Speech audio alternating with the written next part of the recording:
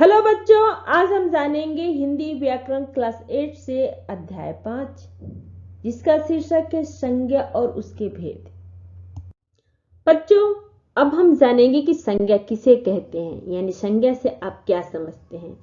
तो संज्ञा हम उसे कहते हैं जो किसी व्यक्ति, वस्तु, स्थान या भाव के नाम को हम संज्ञा कहते हैं। जैसे महात्मा गांधी, डंडा, पोरबंदर, आजादी आदि संज्ञाएं हैं। अब निम्नलिखित वाक्य जो नीचे दिए गए वाक्य हैं उनको ध्यान पर पढ़ेंगे और सुनेंगे। तो पहला वाक्य है महात्मा गांधी का जन्म पोरबंदर में हुआ था। सेकंड वाक्य है वे शहीद सत्य और अहिंसा के पुजारी थे। थर्ड वाक्य है उनके बदन पर लंगोटी और हाथ में एक डंडा रहता था। फोर्थ वाक्य है उन्हें भारत की आजादी के लिए कड़ा संघर्ष किया। 5 वाक्य उन्हें महात्मा तथा राष्ट्रपिता के नाम से जाना जाता है। अब हम यहाँ पे देखेंगे कि उपयुक्त वाक्यों में कि महात्मा गांधी एक विशेष व्यक्ति का नाम है। तो महात्मा मतलब पहले वाक्य में हम देखेंगे महात्मा गांधी एक विशेष व्यक्ति का नाम है, तो पूछे हैं वो संज्ञा हुआ, जैसे किसी विशेष व्यक्ति, वस्तु। अब पोरबंदर तथा भारत स्थान का नाम हुआ, तो पोरबंदर तथा भारत भी संज्ञा हुए। लंगोटी और डंडा वस्तुओं के नाम हुए, तो लंगोटी और डंडा भी संज्ञा हुए। आजादी, उसी तरह आजादी, सत्य, अहिंसा गुणों तथा महात्मा और राष्ट्रपिता की उपाधियों के नाम भी संज्ञा हुए। तो यानी इस प्रकार हम कह सकते हैं कि किसी व्यक्ति, वस्तु, स्थान या भाव के नाम को हम संज्ञा कहते हैं। अब हम यहाँ पे जानेंगे कि संज्ञा के कितने भेद होते हैं। तो संज्ञा के मुख्यतः 3 भेद माने जाते हैं। पहला व्यक्तिवाचक संज्ञा, सेकंड है जातिवाचक संज्ञा, थर्ड है भाववाचक संज्ञा। अब हम यहाँ पे जानेंगे कि व्यक्तिवाचक संज्ञा किसे कहते हैं।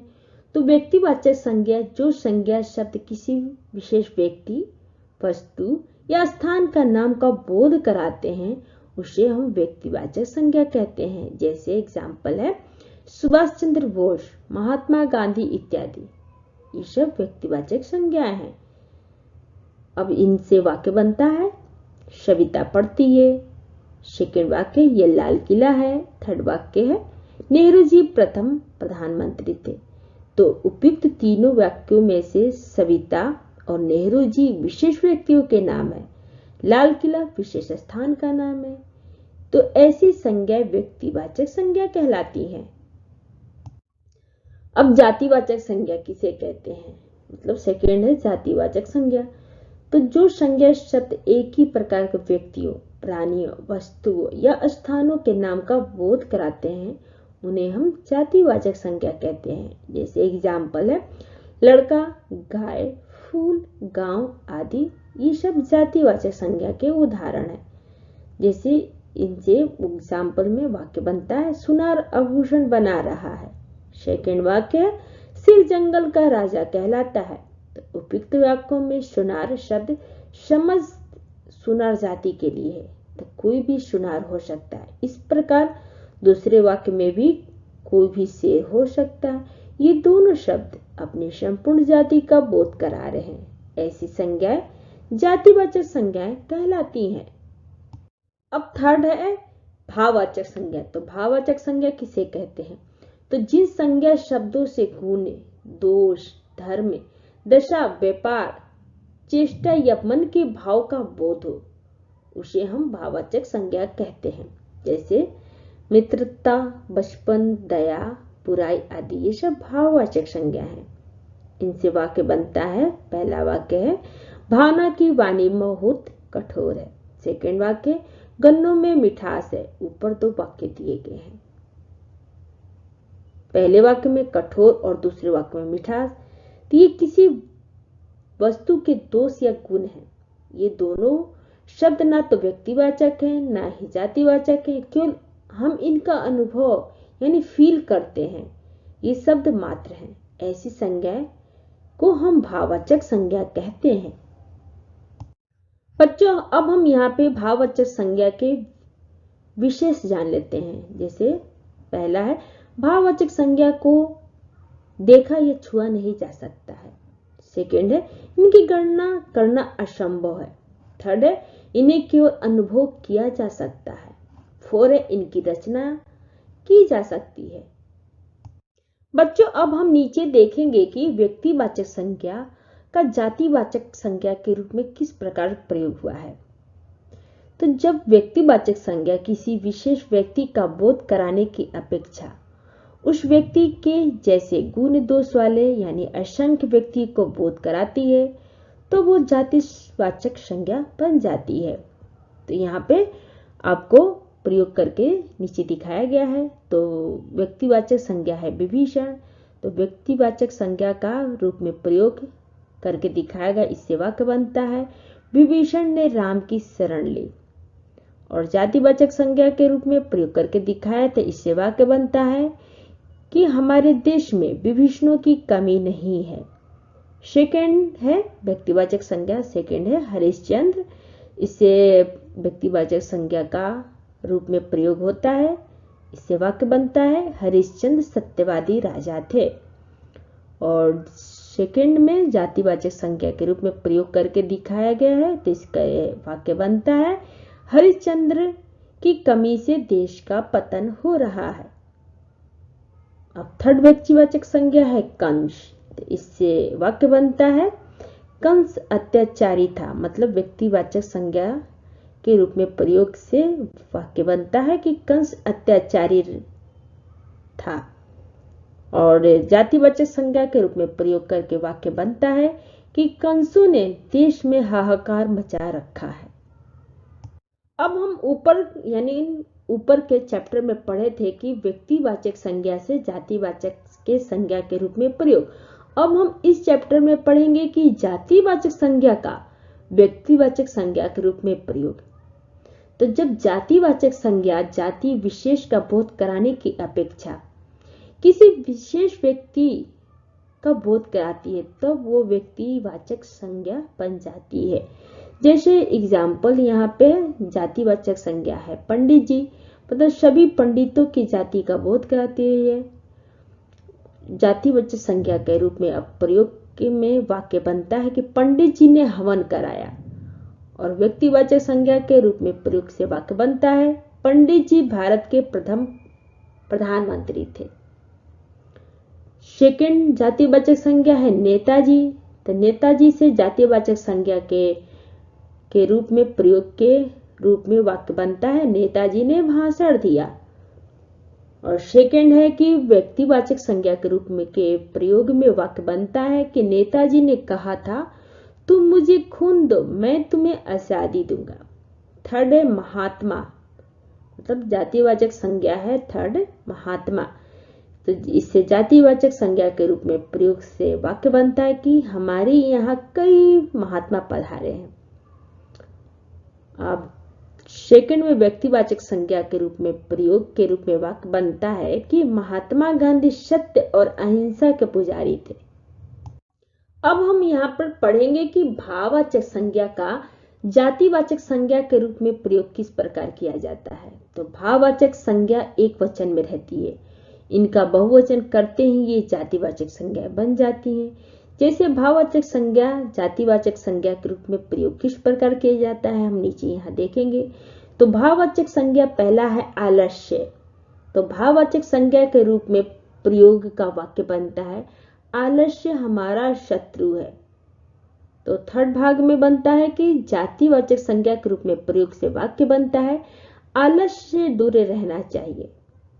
सेकंड भाववाचक संज्ञा है सफलता, तो भाववाचक संज्ञा के रूप में प्रयोग से वाक्य बनता है कि परिश्रम सफलता की कुंजी है।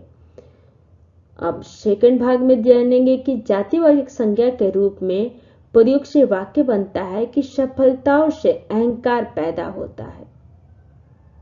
थर्ड भाववाचक संज्ञा है कुशलता, तो भाववाचक संज्ञा के रूप में प्रयोग से वाक्य बनता है कुशलता जीवन की कसौटी है। अब थर्ड पार्ट में हम जानेंगे कि जातिवाचक संज्ञा के रूप में प्रयोग से वाक्य बनता है कुशलता से जीवन संवरता है। बच्चों अब हम जानेंगे कि भाववाचक संज्ञा के भेद। तो क है कि मूल रूप से भाववाचक संज्ञाएं। तो ऐसी भाववाचक संज्ञाओं की संख्या बहुत कम है। जैसे एग्जाम्पल है कि दुख, दया, क्रोध, गलनी, खेद, दया, ज्ञान, सुख, सत्य, मृत्यु, मरण इत्यादि ये सब भाववाचक संज्ञाएं हैं। ख है अनेक शब्दों से बनने वाली भाववाचक संज्ञाएं। तो भाववाचक संज्ञाएं का निम्नलिखित 5 प्रकार के शब्दों से भी निर्माण होता है। भाववाचक संज्ञा का निर्माण तो पहला है जातिवाचक से होता है, सेकंड है विशेषणों से, थर्ड है सर्वनामों से, 4 है क्रियाओं से, 5 है अवयवों से। अब हम यहाँ पे जानेंगे पहला कि जातिवाचक संज्ञा से भाववाचक संज्ञा किस प्रकार बनाया जाता है।